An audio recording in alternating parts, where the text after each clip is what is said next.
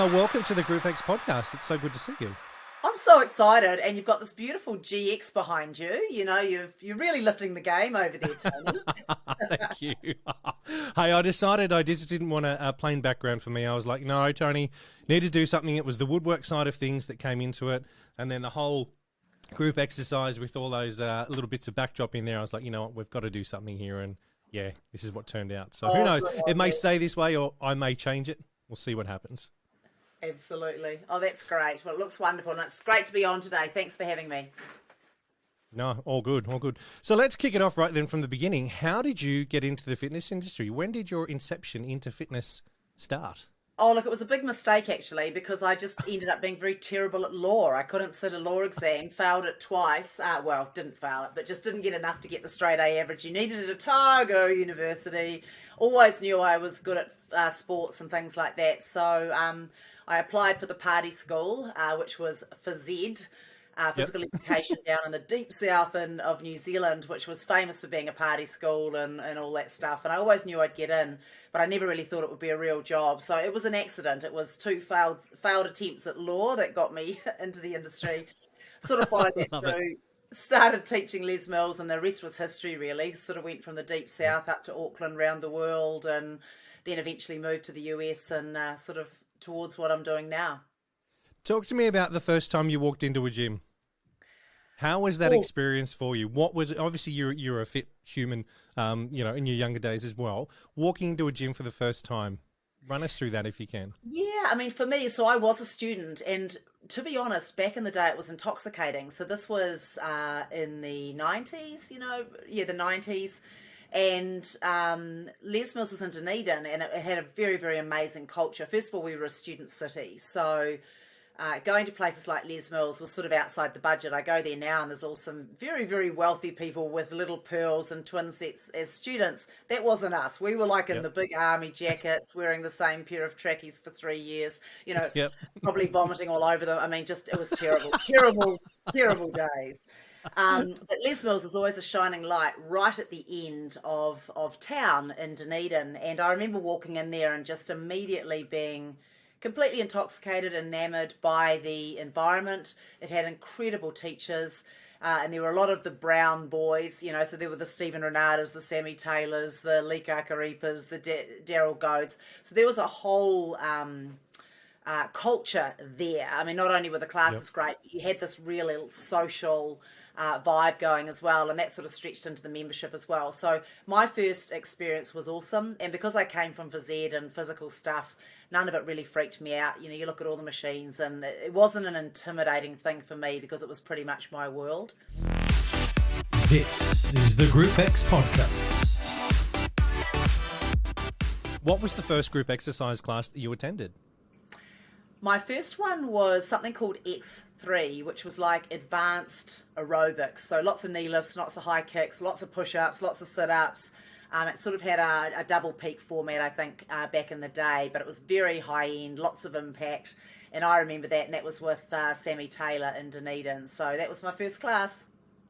Excellent. And now that back in the days before pump and step and jazzergetics?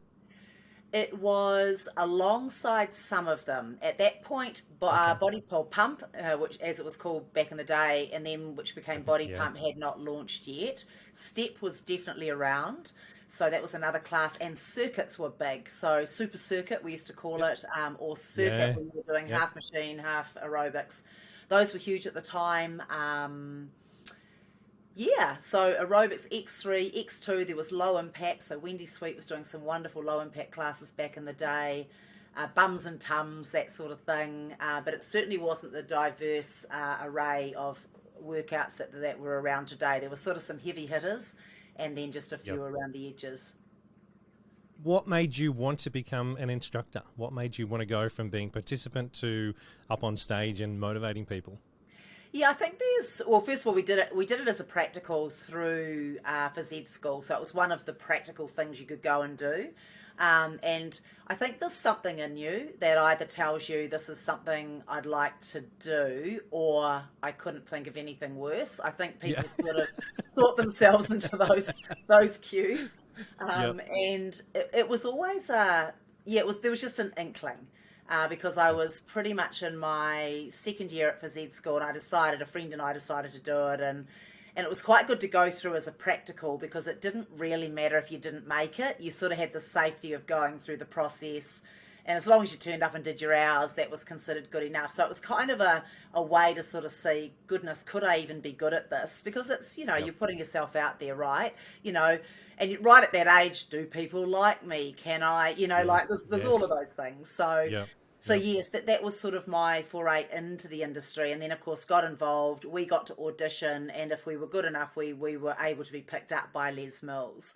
So Cindy and Wendy at the time did say that I could go through. So I was very relieved. Excellent. And I actually found that I loved it. I remember my first track that I presented, it was a peak track, and I literally spent about 8 hours preparing for like a 4.5 minute track. Excellent. I love that because it shows the passion and drive that we have. When we get nervous and we share those moments with people that are, yes, it was a 4.5 minute track, but it took me 8 hours, or it took 8 hours to actually do this. I love that because it's nice to, I was going to say, it's nice to know others do the same things. Yeah.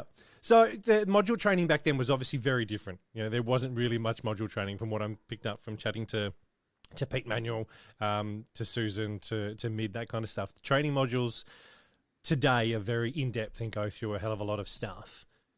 What was your training module like back then for when you were introduced to Pump?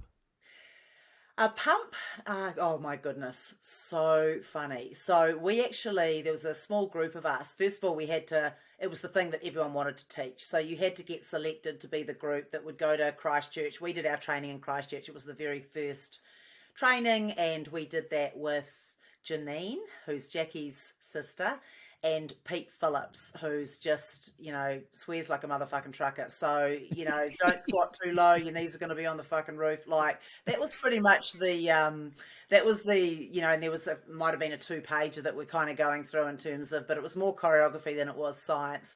There certainly was sort of follow along. It was much more follow along. Here's what you got to do. Get up there and do it and harden up. Like, it was very much those, that sort of vein, rather than a very well thought out journey that you go through with materials sent to you ahead of time. I mean, it's a whole new world now, of course, that it really accelerates you towards mastery. So, but there's something about young, dumb, and full of it, and that's always something.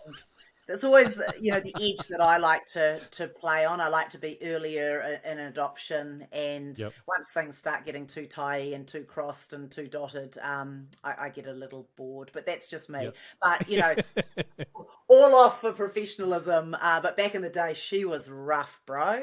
Yeah, I love it. I remember Pete telling me that part of the module training was, right, we're heading out here. There's a hill. We're going for a run. Oh yeah, well that was it. I mean, it was all about physicality. I mean, back in the day, seriously, in that X3 class, we used to do a 7-minute push-up track on our toes. I mean, I don't think I'll ever repeat that in my life. Oh my God. Yeah, so that just hurts thinking about it. I know. So it was about athleticism. That was some training we did in Canberra. You had to run up Red Hill or whatever it was. And the pump challenge wasn't successful unless no one could walk the next day, The way that it should be, yeah. The way that it should be, yeah. You'd get sued now or arrested. Yeah. Can you talk us through the first time you did masterclass filming, the experience that you went through up on stage, who you were with? Give us a bit about that if you can. Yeah, so I was, again, back in the bad old days. So there were people before me, of course, but I had a stint with McSweeney, which is always memorable, is a really good way of putting it. So we were filming, to be honest, up in Studio 1 at 11 o'clock at night, because we had to wait till all the classes had finished. So the last classes were usually at 8 o'clock. So 9:30, all the windows are steamed up. Everyone's sort of, there might be the odd straggler of a member up there, doing some things on their own terms. So we'd film with Frankie, who was, one guy who lived way out west in Auckland, and he happened to be doing, some filming stuff on the side. He was an engineer by trade, and Yeah, so we would film one camera, and then Yep. eventually we evolved to that same camera being repositioned for 10-second slots where we would go back and do pickups. And do But you had to time it because you couldn't edit it. I mean, I can't even tell you how I don't know how base it was at the time, but so yeah, we were filming to no one at night, and if you ever mucked up and you had McSweeney beside you, he let you know pretty quickly. You'd be redoing that track. So, not a lot of motivation, pretty repetitive cues. And, Yep. we were just teaching purely in our style. There wasn't too much thought around it. There wasn't a methodology that you were sitting Yep. on. It was just, make sure you introduce the track, teach with heart, say some interesting stuff, and then, bring it home at the end. So, that was sort of my memories. And to be honest, they're completely fond memories for me. I look Yep. at filming now, and I made this point in a recent post. I was in London last year at the huge, I guess Yeah. multi-million dollar, booms the size that, I've never seen before. And you felt like you're at a Lady Gaga concert. So Yep. just Yep. to see humble beginnings of two people on a stage at midnight, right through to just True. hundreds of international presenters, months of preparation, probably 6 months if you think about it, because there's 3 months in the choreography, the music, the prepping of the teams, getting fit, getting everyone in, the whole organization, the camera, the lights, the wardrobe, the whole thing. And then everyone pretty much being pretty close to word perfect in terms of, what you want people to be emulating around the world. That comes from a tight script, Yep. understanding everything. So nothing but pride in terms of where it's gone now, but she was very humble beginnings. Yeah.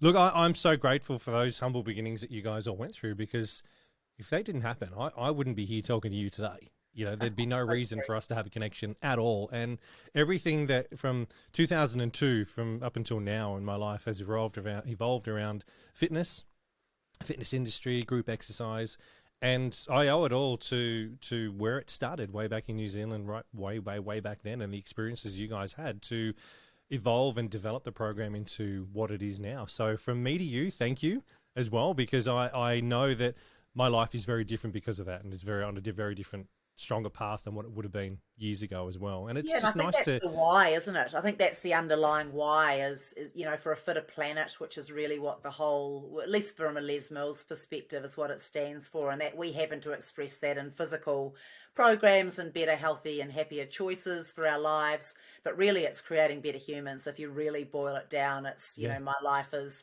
better, more healthy, more fulfilled, because of this company and the work we do in it. Yeah. The amount of people, the amount of lives that have been changed because of it is just phenomenal. When you sit back and think how many people you taught to, how many people I taught to, how many people new instructors are teaching to, and every time that, yeah, man, for me, it really hit home recently with the news of Mike that I sort of sat back and reflected on the whole thing, and the amount of lives that have been changed for what we do is just phenomenal. I think sometimes we as instructors, we can lose sight. We're stuck in our day-to-day grind, or we're stuck in everything that's happening, and sometimes it can be a bit frustrating. But when you look at the big picture, it's huge. Absolutely. It's funny. We're It's just in massive. our family household, our kids have just rediscovered rock. So we've been having a rock revolution. So they've been pulling out, Pink Excellent. Floyd and Guns N' Roses and Led Zepp and, um, you know, all the songs. And of course, they were often pump shoulder tracks. And, just to Yep. see them go through that revolution. And we started having this conversation last night around what would we be like? Who would we be if it hadn't been for music and if it hadn't been for these expressions? And then if you take our exercise programs, which go to these movements, you're now doing something great for your body. You're embodying the song in something good for you Yeah. as you take on the feeling of the songs. And I think we're almost using it as a way to unnumbify ourselves, if that is a word, coming out of COVID. Like we're sort of 3 years into this, whatever the fuck that was. But it's Yeah. been a journey, right? It's Yeah. been, we've done it all. We've had everything taken away. We've had a few things come back. We've lost so many people. And I'm with you. When Mike passed last year, and I still haven't put my profile post back up on Insta, because Yeah. there's a part of me that's still in mourning, because it's kind of like, oh shit, if a a person and a presence that big is no longer here. What the hell is it all for? Like, Yeah. I mean, Yeah. I'm being dramatic, but it No. was such a big thing, and Yeah. so many memories and such good times attached to him and the times and the journey and life itself. And it's just put me, I've never felt this way, Yeah. in terms Yeah. of, considering mortality. I mean, we've watched a lot of people die. Obviously, I'm a parent, so you're always thinking about these things. You have to sort of, always have a plan, right? Because there's people Yeah. that depend on you. But something hit different when Mike passed. And I think it's partly where we are in this crazy time, but also it did tie back to the good that we do and the people whose lives we change. And to be honest, the people who are in my life, I mean, you're the same. We know people all over the world. My life is so rich through these people. I just feel like I've got thousands and thousands of best friends, and I'm not Yeah. even kidding. Yeah. No, I'm enjoying that because as I wouldn't be doing a podcast. This wouldn't be this whole what I'm doing right now wouldn't have been possible for that. And it was, as you said, I think, and you don't need me to tell you this, but I'm going to say that take as long as you need to mourn. Yeah, there's no time limit on mourning. It's one of those things where you process in your time, and if you need to hang on to it forever, hang on to it forever. The time will come where you become at peace with what that is in its way. And I'm not saying that to you, but I say that to anyone that's listening as well. If they are struggling with it, guys, take the time. Take 5-10 minutes a day just to sit in it and be present in whatever it is that you're going through, because it's massive, but it's also reflect on the good times, as you said as well. Those amazing experiences that you shared with Mike, or even just in the industry alone, because it's important to stop and smell the roses on the way. You've always got to go and do the hard stuff. You've got to go and lift the heavy stuff, but you also need time to get over and strengthen and lengthen and have that mindfulness. Oh, As well. absolutely. And to be honest, it's in much more gratitude and thankfulness and all of that stuff than it is in the sadness. Yeah. It's almost like, given that, now what are you going to do? Do you know what I mean? Yeah. It's Yeah. more that. Yeah. Yeah. Yeah. No, that's fantastic. So, masterclass filming, if we can go back to that for a little bit, because I remember when I first started back in 2003, and the lovely Shannon Cleary, massive shout out to Shannon, my I nana. love you, Shan. She's a top bird. She's a top bird. She took me under her wing and sort of guided me through this journey of mine. But I remember sitting down and watching some VHS with her, Yes. back from the day. And I remember the one camera in the room and the Les Mills World of Music, World of Fitness, sign on the stage. And it was just so, compared to the polished production of today, it was raw, as you mentioned before, Yes. so raw. And yeah, I can only imagine that you guys would have had some amazing times on stage. But did you ever get nervous? Did you ever have those moments where you're about to walk up there to film, where you're having the full, oh my God, no, I can't? Yeah, I think nerves, yeah, definitely. You had lots of moments and there were lots of reasons for it. So in the early days, and Shannon will be able to attest to this, I mean, it was school of hard knocks. The feedback you were getting wasn't always, sugar-coated and the nicest.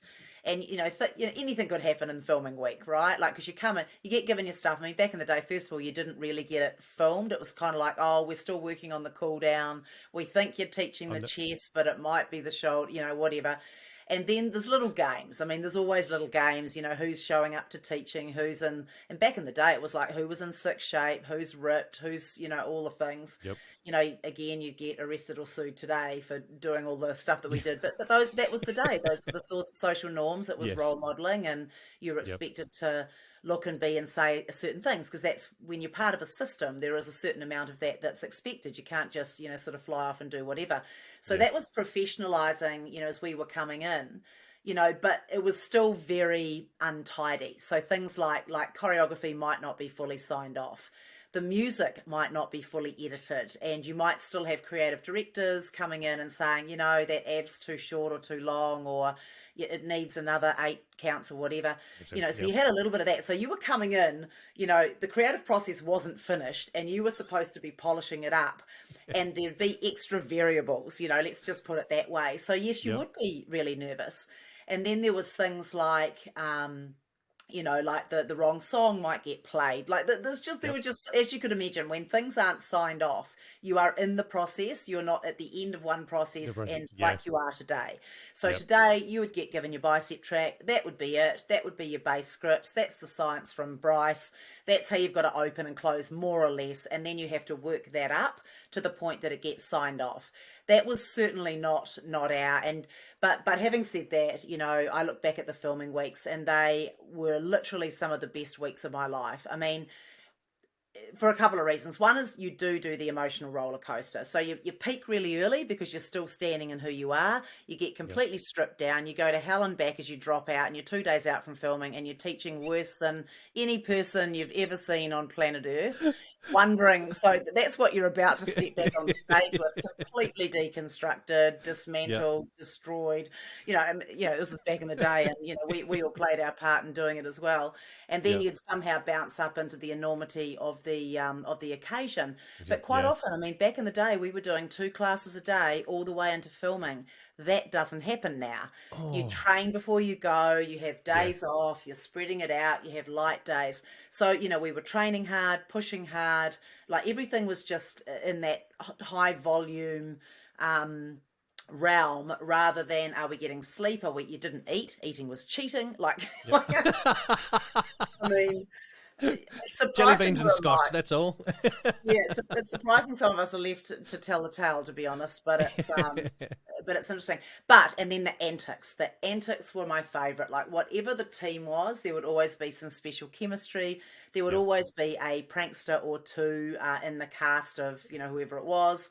And you just had your favorite targets. I mean, Susan, Tolly, Renata, and I, if you ever got us on a filming together, the boys would just shudder because Matt Braxton and Corey, but I mean, we would just rip them, and Yep. just the tanning, the eyebrows, the waxing, the protans. I mean, the whole thing. The Yep. protein diets, the farts. I mean, you name it. It was, and we just knew how to wind them up. So Yep.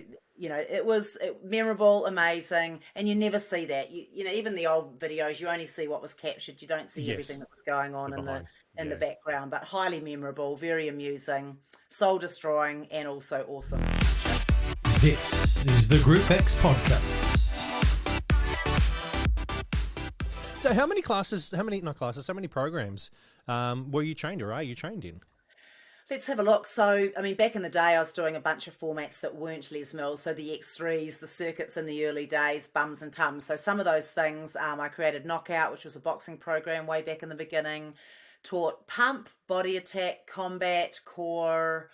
I never did cycling, but I did start cycling when I was teaching with Equinox years later, and I actually really enjoyed it because I love that. That BPM is a real Yep. dance BPM, which is really Yeah. my natural love.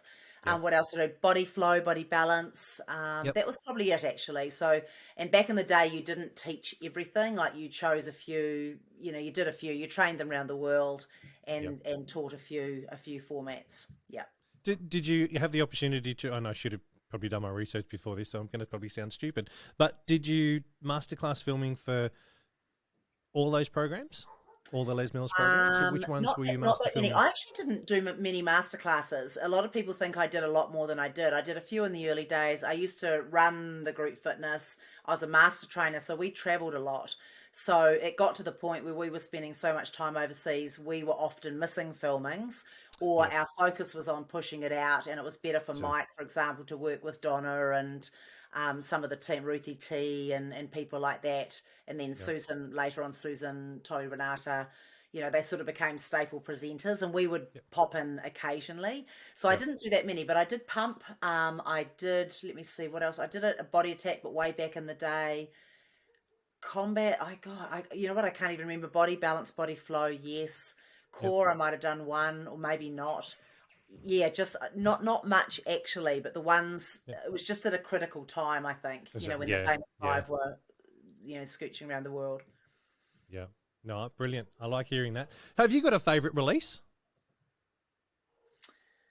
Oh God, I can't even remember back that far.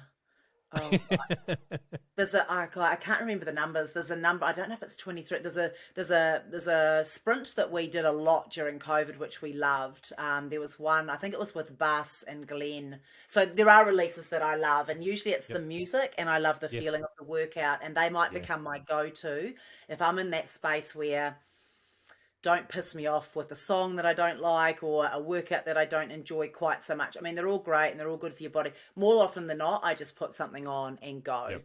Yeah. like, but I actually, if I do stuff in a week, I like to do that workout 2 or 3 times because for Yep. me, like anyone, there's that learning curve and Yes. then there's, oh, I've got this. And then it's, oh, I'll master this. So Yeah. I kind of enjoy that when I'm looking at the Les Mills Plus stuff. I've Yep. worked my way through a couple of the challenges, which I really enjoy. Yeah. But back in the day, I mean, look, I loved the old stuff that was a little bit slower. I loved some of the McSweeney specials, the tribal dance and Yes. flaunt it Yep. and Yep. I mean, all those good songs came back about every 3 years because they were that good, Yes. and Yeah. people just wanted them to be remastered. So Yeah. yeah, oh God, probably the ones that you perform, right, the ones that you're on, because there's a whole different meaning. Like a lot of people love their initial training release for that reason, because you go under the Yep. covers with it, and it brings back so Yep. many memories. So no, sorry, I'm useless. I can't remember any numbers. No, that's completely fine. But yeah, I think you summed that up very similar to how do I have a favorite release? No, I have favorite tracks. Yeah, Yeah, yes. there'll be like a track from release 23, or there's a track from Pump 56 that just sticks in my head that I go, wow. And it's obviously something at that time when I was either presenting it and teaching it, or whether I was just in a class doing it, that reminds me. As soon as I hear it on the radio or hear it on Spotify or whatever these days, I'm taken straight back. And it's obviously it hits something in here when you go, yeah, that's yeah. And if I do it Well, here in the it garage, is. it's like, yeah. Yeah, it's one of the big hooks, and that's that interestingly, that was also the hardest thing for me to step away when we moved to the United States and I decided to leave Les Mills. That was one of the hooks that was very hard to walk away from. I mean, the music never goes away, and I was Yep. teaching over here, so it wasn't like it was a hard stop, but it's got an emotional hold over you, and it makes you feel a certain way. And I think, Yep. again, back to that earlier point, I think a life without music and feelings and heightened emotion doesn't make for an interesting existence. Yeah. So you just touched on then moving over to the US. What took you over to the US? What was the I suppose the draw card that made you shift away from NZ? Yeah, right. So first of all, I was part of a team of about 20 that came over to the US in 2005. So we took back direct distributorship of Les Mills here in the US. And we loved it. Yep. Like, we were living down in near Newport Beach, and we lived at Laguna Beach for 6 months. We all came over, thought that we'd wipe the country in 3 months and all be back home, and of course that turned into a year. And then we went back. We had two small daughters at that point, so we came Yep. over as a family, and just worked with the team to sort of set up 10 regions in the US here. Was it 10, something like that? Wow. And so we did that. So it was a big job, but we loved it, and we sort of knew Yep. everyone. We pulled in a team from global, and then when we went back, my husband and I enjoyed it over here so much. I said, look, we should just apply, for green cards, because there's this thing and you just go in. So we did that, and I put a middle person in. You pay someone, a few dollars, and they just put you in every year. Yep. And then, lo and behold, we went back to New Zealand, got back into life, whatever, had another child. And then, lo and behold, I got this call from this American woman. She said, oh, you've won a green card. And I just thought it was a scam of some description. So I kept hanging up on her, but she was really persistent. So in the end, I looked into it and I thought, holy shit, we just won green cards, Yep. which means we can go and work and live in the United States for 10 years if we want. And so I talked to my husband about it. And we both thought, I said, look, I'd love to do this because, love New Zealand, love Les Mills. But, I mean, you can tell from me, I get not bored, but I don't like it once things get to that professional Yeah. level. And just, I'm very well traveled. I was born in London. We've lived there, love traveling. I've been an IMT. I've been on the road for 5 years, hardcore. Yep. And then to just be sitting on a little island, and we'd had kids, and I'd changed my job, so I wasn't traveling very much. And so I was just feeling a little bit small, a little bit Yep. caught. So anyway, I said to my husband, we should do this. And he said, yeah, okay. But one of us had better make sure we have a job, because I think it's, even for us, it's a bit irresponsible to move to another country with five of us and no job. So we both agreed that. We both looked around and couldn't really get anything to really stick. So we decided we wouldn't go. Then we went away on a holiday and I did not sleep a wink. I was like, this is the wrong decision. I feel sick. And then as we were driving back to Auckland, I just had a visceral reaction and I just thought, we've got to go. I mean, I've got to go. I mean, it's just, I just need to go and have this adventure, this experience, something like that. So This is the Group X podcast. Yep. So we reached out to a good friend, Matt Church, who very, very good strategically. So Lee and I flew over, spent a day with him and said, right, here's what we want to do. How do we go about it? So we had a bit of a strategy session. He came up with 3 scenarios. He said, and I'd never really been treated like this before, but he said, right, here's option 1. It's your best option. You've got 24 hours to go and get me an answer on that. So we went back to New Zealand. I had 24 hours. Couldn't make that one work because it involved us living in Baltimore, and wild horses couldn't draw us to live in Baltimore. So then we moved to option 2, and then that worked. So we decided 5 weeks later we were moving to the United States. So, you know, very, very lucky to have all these people in our life that can make that happen. You know, came over, worked for Les Mills for a little bit, helped out with the office over here, and then pretty quickly got picked up by Equinox and worked for them for 3 years. So that was how it unfolded, really. I love hearing that. That's unique as well, but I love the fact that you didn't sit back and go, oh, you know, years later and go, oh, what if? You did it.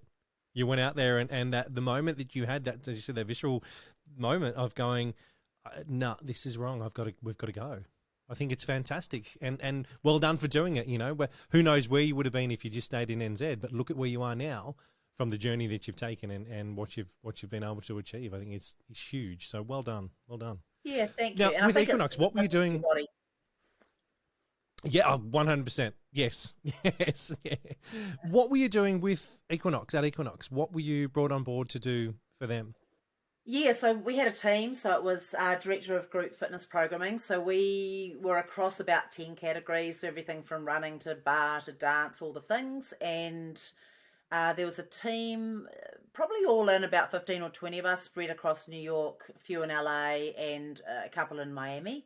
And we were responsible for some signature formats within the brand, and then just developing all of the programming throughout the brand in terms of group fitness. So, and that sort of, you know, we did a lot of joint work with the PT department. They have a very, very good personal training development scheme in there, and things like that. So yeah, we launched a lot of programs. They had to be press worthy, they had to be scientifically backed, they had to be successful, you know, all the usual things you'd expect from programs. And with Equinox, they were very edgy. So we would try a lot of things that weren't in the market yet. So by the time something becomes a trend, it's not really a trend, you're in the trend. You're not at the front of the trend. So a lot of people think they're being trendy, they're not. They're right in the middle of they're right in the middle of the trend. That's why people come to the class. A far harder thing is to actually innovate in that space, because if you're at the bleeding edge, you're creating a story that doesn't yet exist, and that's a different thing. So that was so we'd do a little bit of both. We'd do crowd pleaser programs, but we'd also push the envelope a little bit. We were very early before I got there, like Animal Flow and programs like that were in Equinox 10 years before the world heard about them. You know, like they had some of the best trainers doing those sorts of things. We were doing a lot of, in my time, we refreshed the whole bar category. I worked with a wonderful girl, Nicole Deander, and we reshaped all of bar. So we did a triple bar, we did innovation, we bought a new bar work that didn't exist, we refreshed old programs, we introduced equipment lists, you know, and took that to the next level. So that was one example. We also did all the rooftops, started creating indoor, outdoor turf. So we really programmed out, we called it the playground, and that became very successful indoors and also outdoors in places like Southern California. So we did some amazing programming. It was great. Some of it's designed to stay. Some of it was seasonal, because it's all about, like when you're working for a brand like Equinox, it's all about staying in the news. So so we had a lot of fun, created a lot of great product, and a lot of those programs still exist today. It sounds like a very different gym to a normal everyday gym you would come across. Yeah, I mean, Equinox considers itself as a brand category of one, and there's a lot of investment that they put into keeping it that way. You know, it's a very private brand and it gets on with stuff, but those that go know, Yeah, like it's a yeah, yeah, you feel the difference. Yeah. that's brilliant. Nice to hear. Nice to hear that there's gyms out there that are in the forefront and trialing and testing that kind of stuff. Because here in Aussie, I mean, I'm probably sure there are a couple, but you don't hear too much of that kind of stuff. We hear it, as you said, we think it's a trend or yes, this is new, but we're actually in it already. You know, it's been going for a while and it's just finally hit our shores here, and we're like, And yeah, that's let's jump fine, on. Tony. And that's fine Yep. because it takes a lot of money. Like you have to be an Apple. If you Yeah. look at true innovation to be at the bleeding edge, you're acting on Yeah. insights that aren't fully shaped thoughts. You know, they're pieces of Yep. conversation, then it's trying to create something that doesn't exist essentially. So yeah, Yeah. it's fun times. Cool. So, what are you doing these days? That's a great question. Yeah. So I'm doing a number of things. So first of all, most of my focus each week currently is going to Good Soul Hunting. So that's our executive search brand. So I teamed up with some colleagues that I'd worked with in past Les Mills lives. Actually, Lucy, who I hired probably 15 years ago in Les Mills under People and Culture. So she and her husband, and then Andrea also from Les Mills. So we're a boutique search agency. So we place senior roles, so executive roles, down to about a country manager in health and wellness businesses, and even a little broader than that, businesses that are purpose driven. So we work with slightly more evolved startups, scale ups, particularly people who want to scale here in the United States. So that's sort of our sweet spot. And that might be brick and mortar. So it might be someone like Barry's Bootcamp, or we do mental health apps, or it might be people that are a bit more hybrid, or it might be something like a financial gym that's adjacent to the fitness industry, but they're purpose driven.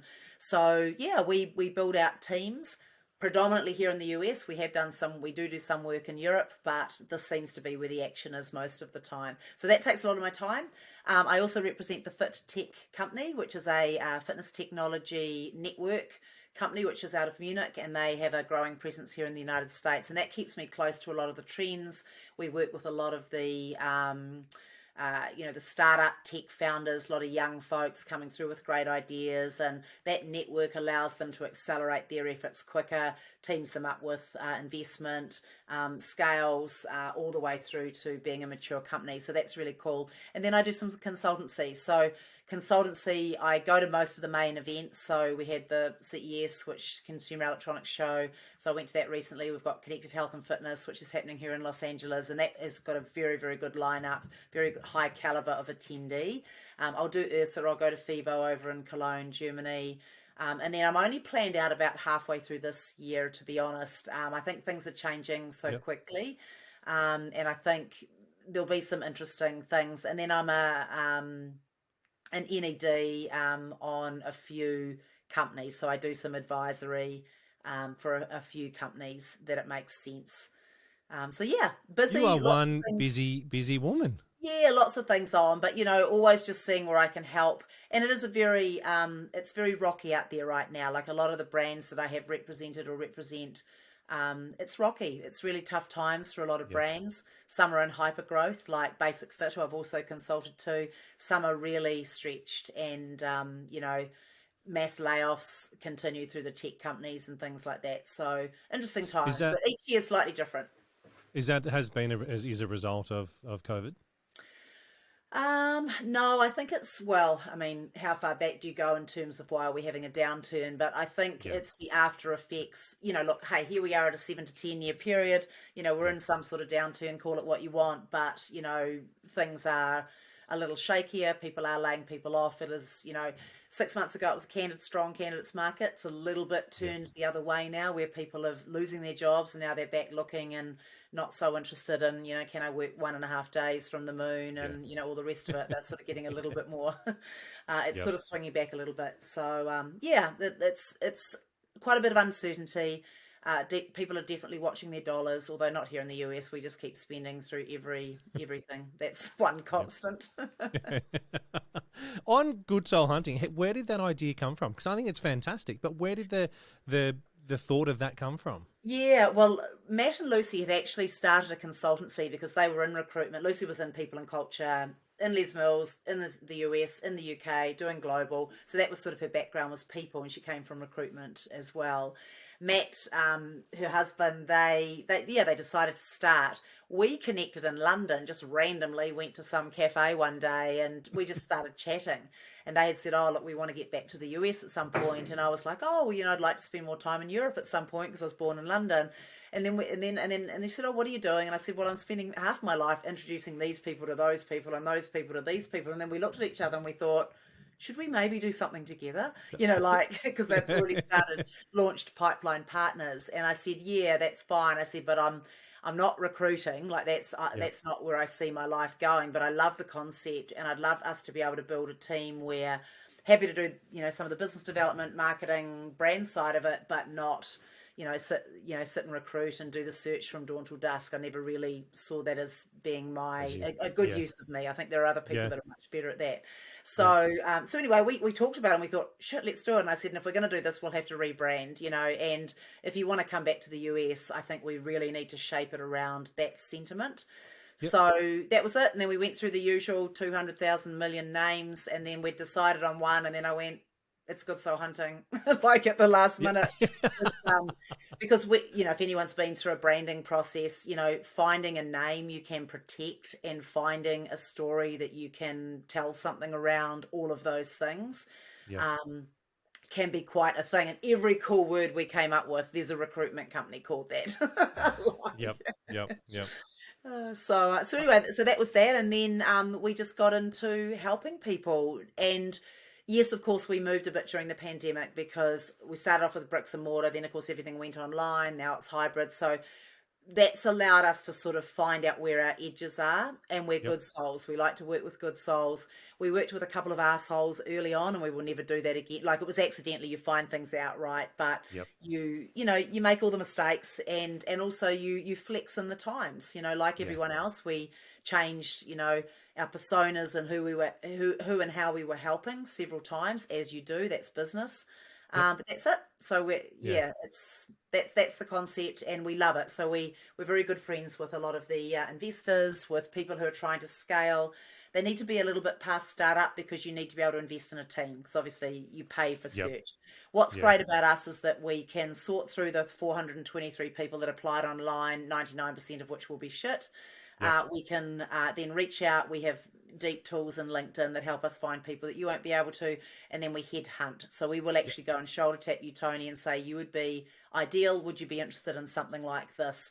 This is what it might look like. And what we find is that the passive market, the people that are looking but not looking, is very big, and often there's great people in role. That's why I love ideas like that that can come out from having a beverage with someone. Sitting down having a coffee. It's fantastic. The whether it's an alcoholic beverage or just a cup of coffee, it's sitting down and taking the time to go, hey, I've got some skills here I want to share with you, and can we do something? Brilliant. Oh, well done with that too. It's keep going. Don't stop. Don't stop. Hopefully it travels over here to Aussie as well, and we can get some of that happening in Australia, because I don't think it is here at the moment or anything like that. But I think it's a brilliant concept. Cool. Thank you. This is the Group X podcast.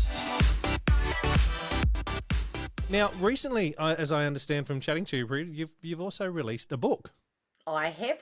I've re-released it. So, February 2020, I launched a Building a Badass Boutique in London, in Shoreditch. Actually, it was just before the Sweat event, which is an event that UK Active hosts in February. And so I'd presented for the previous 3 years, and I said, look, I've written a book exactly for this sector. Would you be interested in helping me run a book launch the night before?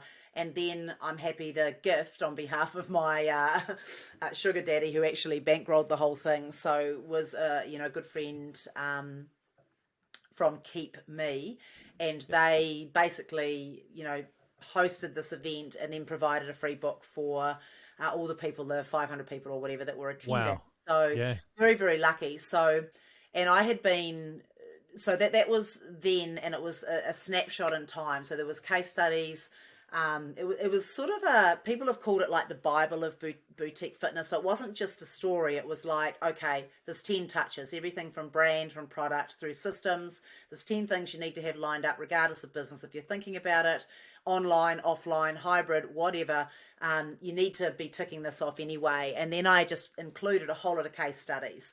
Here's a big one, here's a little one, here's a boutique one, here's one that does the bar. So I was lucky enough to speak to all these people and just include stories. And really the impetus behind it was I was part of an entrepreneurial course, and one of the things we had to do was to launch a book, because they said if you're going to be serious in business, you've actually got to launch a book. It's way better than a calling card.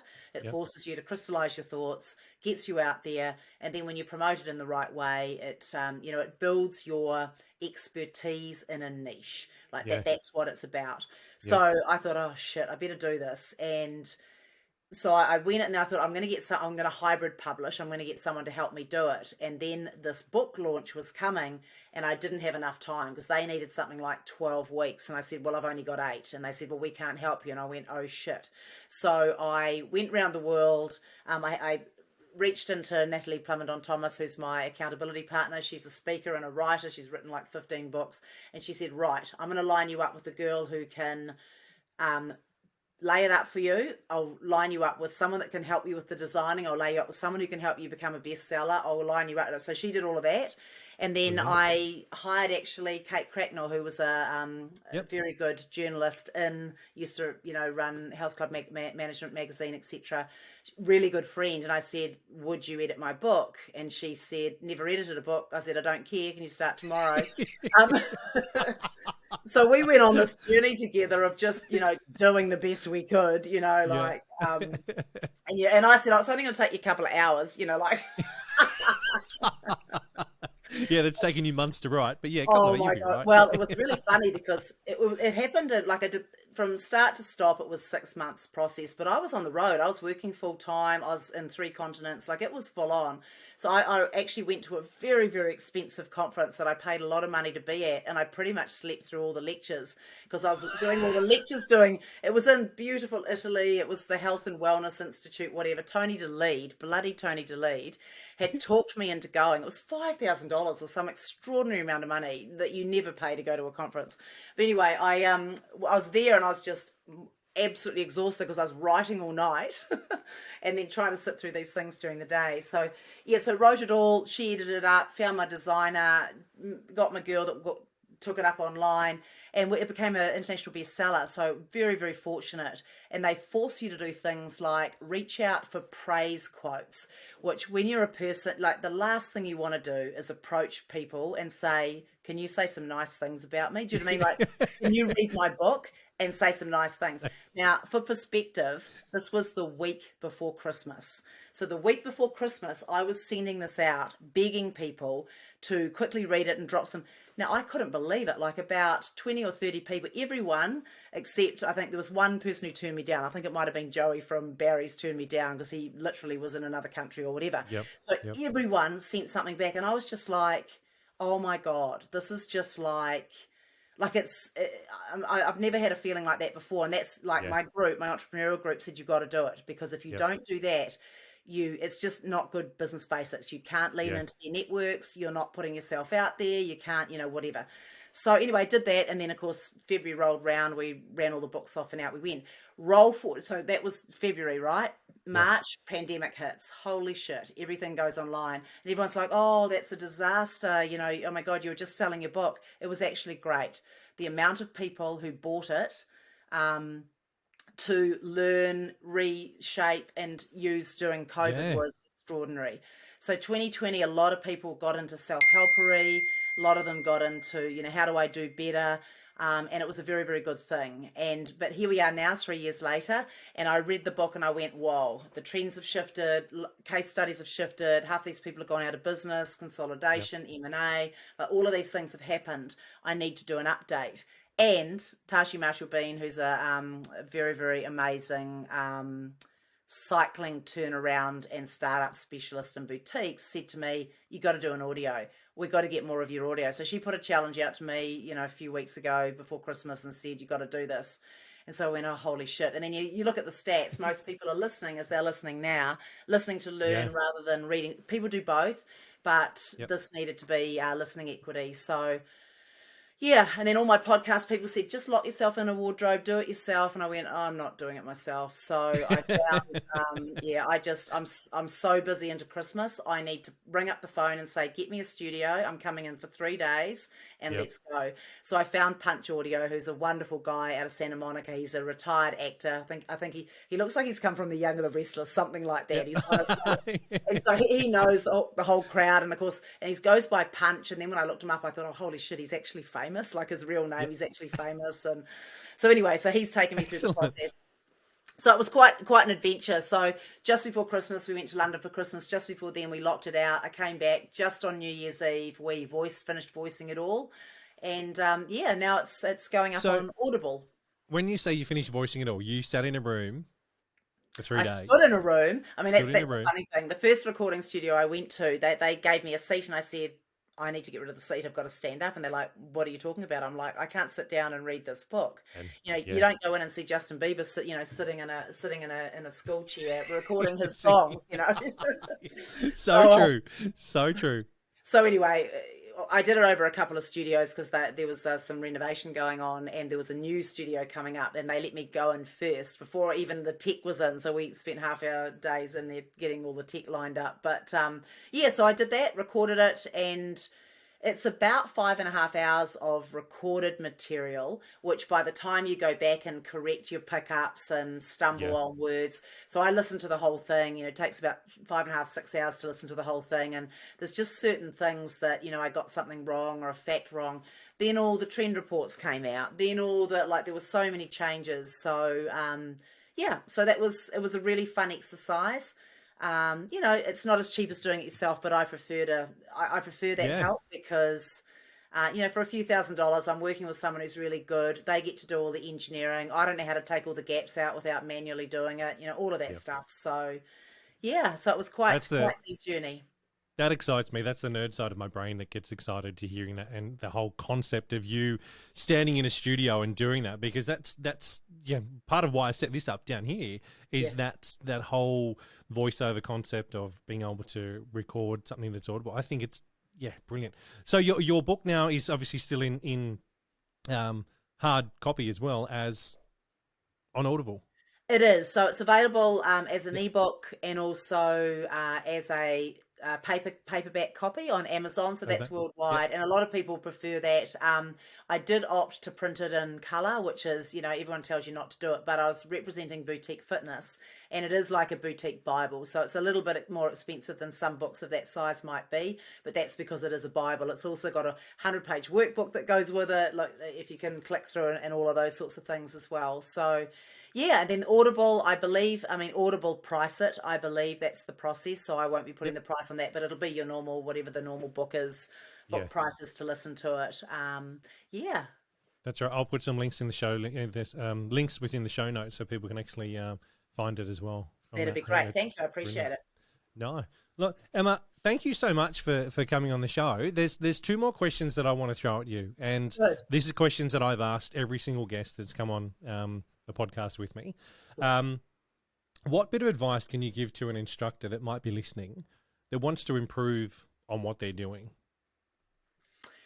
Right. So it's probably always the same advice that I give people is we're only as good as the people that we serve and how they feel about themselves. So I think if you can line up how you want people to feel through an interaction with you, be that a group fitness class, be that a word in the street, how are you turning up in life so that when a person brushes with you in whatever interface, what is it that they walk away with? And is it inspiration? Is it education? Is it feeling loved? Is it feeling a part of something? Like there'll be something, and it'll be very closely aligned to your value set and what people tell you you're good at. Like I'm told, for example, and it's that toilet, it's the bathroom conversation. You're in a class, you're sitting in the stall next door, and someone says, "Oh, I love that Emma because she just makes me feel, whatever it is." So what is that feeling that you want people to get from you. And then I think there's a whole lot of ways that you can take people to that place. And notice none of this has to do with, learning your choreography and all of that. In Yeah. fact, it's got everything to do with that. But the Yep. point is the end game is the feeling. Yeah. And because that should be a way that you feel when you're delivering it, it's the way that they should be receiving it. And it also speaks to our style. So there's teachers that I go to, some of them are great clinicians. No one moves like they do. And I remember Magnus Ringberg was this amazing dancer from Sweden. I used to go to his class. His movement was just exquisite. I mean, he was a fantastic teacher as well, but it was his movement and extension that I went for. Other people are fantastic coaches. Other people are scientific. Other people are like G, and they'll just take the roof off. Anything could happen, and it's all just about a brain explosion and losing yourself. So I would get very tight on that. What are you here to provide in terms of that? And then start using all the tools. How do I learn my choreography? How do I prepare for class? What's the state that I'm in? What do I look like, feel like, where? All the things start to come into that moment. You're a performer. We have such great examples. Look at all the great pop stars. I mean, look at what Austin just did with Elvis. Like, we have this ability to create just these amazing moments, not over create them. Like, I'm not talking about being fake. I'm talking about take what is inherently in you and finding a way to be even more of that. And it will shape the things that you say, the way that you say them, what you wear, how you take the room, what your intention is. And that energy will never run out. Like, I see people blowing themselves up and getting exhausted and all the rest of it. And you can overwork, you can overteach, you can over exercise. I get it. But if you're on purpose and you're living out your values, that's probably the biggest advice I could say. Pete, man, you're a great example. Entertainer. Like, he's going to sing his way through, and you're just going to feel so happy being in his class, right? Yeah. I'm probably going to drive some mantra into you. I'm probably going to give you some things to think about and, to extend yourself, because that's my thing. I'm a firelighter. My thing is to light stuff under you so that you step into your potential.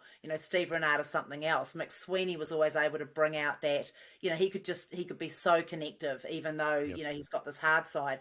He could really make you feel special, more than anyone I've ever seen. Him on an on day, you couldn't beat him, right? Yep. Yeah. No, I like that, because you've touched on something that I've chatted to people about before here, and it's about just being uniquely you. Yep. Just find who you are. Find who you are, find what you stand for, and bring that out, because that's what's going to connect with the most amount of people. If you're trying to be fake, people are going to see it. If you're trying to be someone you're not, stop. Just be you. Work out who you are. Be comfortable in your own skin and portray that, and tick all the boxes that you need to tick, but just do that. Thank you. Yeah. I appreciate that. You've tapped into what I was looking at for there. Is there anything in the industry that needs to change? Is there anything that we could be doing better as an industry, as a fitness industry? Yeah, I kind of think we could be doing everything better. So I'm a half glass full girl. And yet I look at our stats where, we're still losing half our membership within 6 months, or, some are a bit better than that. Maybe it's 30%, whatever. The point is, we're just at the beginning of creating experiences that are engaging and sticky enough to hold people over time. And so I think there's so many things that we can improve on. I think we're doing the basics okay. You go to a club, there's equipment there, there's a workout, there's stuff. But if you look at the heightened experiences, so I'm thinking about, the Four Seasons in Las Vegas, where I've had a great experience, or, ABBA. I mean, ABBA's my great example at the moment, in London, like their whole show, which is in, it's holograms, and it's definitely bringing together the digital world and the live world. But I felt things in that show that I think are going to be possible in our world. I mean, I spend a lot of time in the metaverse. It's very early days. You got Body Combat, you got a few products in there. But we're going to get to a point where things can get a lot more engaging. You've got your digital companion in your phone, and of course you've got your digital detox is happening at the same time. But I think there's just almost every way we could improve. Like, I think the partnerships, we've only really got as far as a shake and a retreat. There has to be more around that. And then it's really speaking to the soul of the people. Like, it's so many little things, and I touch on some of the things in my book, and just think of the heightened experiences that you have in your life. Like for me, it was Ibiza because I just had such a great thing there. But what was it that made that so special? It Yeah. was the weather, it was my family, it was my friends, the conversation, the music, the parties. And so you sort of think, okay, let's unpack that. How do I make that? How do I recreate that? And I'm seeing a lot of that happening in a lot of the clubs. They are going to much further lengths to create a social hub way beyond a third space. How do we become more engaging than a Starbucks, which has Yeah. really held Yep. that third space for the last 10, 15, 20 years, right? So how do we as a club do that? What are the services and the things that what are the unmet needs? I spend a lot of time thinking and watching human behavior to just say, what could we offer that person they don't even know they need, but it's Yeah. obvious when I look at it. And you look at a bit of data, you're going to be data led. Oh, these people like those things, these people like those things. There's got to be a way where are we wasting time on the non-joyous parts of living, and how do we dial those up? So I think all of those sorts of things just get closer in human connection. Be clearer, do more of the good things, do less of the other things. Don't be scared of change, because change is going to land on us either way. Yep. So I think, being the one that drives change, as long as you're not doing stupid stuff. I mean, you don't innovate for the hell of it, but Yeah. just do it because it's going to make something better. But just always be leaning into that. I love the 1%. I love the Atomic Habits. I think that was a wonderful book. And if you haven't read that, please do. That was the number one read, I think, in 2021. The little Cool. things done over time that create the big The big change. transformations through the Yeah. years. Yeah, it's not the Yeah. big, I've got to lose 50 pounds. It's more Yeah. like, no, I'm going to take gratitude every day. I'm going to do this, and that just slowly takes you somewhere remarkably different. I like that. I think what I grab from that as well is if you're going to make a change that's going to land. There's no point making a change if you're just changing for the sake of, oh, well, they're doing it, I've got to do it. Follow Yeah. through, make sure it lands, make sure it works, make sure that if you're investing the time and energy to do it, that you do it for the right reasons, not just because your competition down the road has done it, so we need to do that as well. Come on, guys, Yeah, and we're develop better things than in that, especially market. here. Yeah, develop things in market. Yeah, Take about 80% and then put them in market. You will learn extraordinary amounts from your members. They will do the last part of, have you thought about this? We don't like this. Turn this on, turn this off, try this, try that, A/B test, all of that stuff, because no one has the answers. That's the other thing. Have confidence that no one has the answers. No one person out yeah, there has the complete playbook. Every single company who looks like they got their shit together has shown in remarkable ways that they have not. yeah. So, just try stuff, make your own playbook. And then as you get that expertise around what your members and your clients and your patients like, you get tighter and tighter. Now, the more that you shape it around them, the less you start competing, and the more you look internally and create your own unique point of view. Yep. No, brilliant. I love it. Emma, thank you so much for coming on the show and having a chat with me and sharing your life, your story, and what you're doing now. I've greatly appreciated getting to know you, and yeah, thank you so much. Oh, you're so welcome. Thanks for having me. And I love everyone that you mentioned in this podcast, and big love to everyone down under. Hope to be heading back later this year.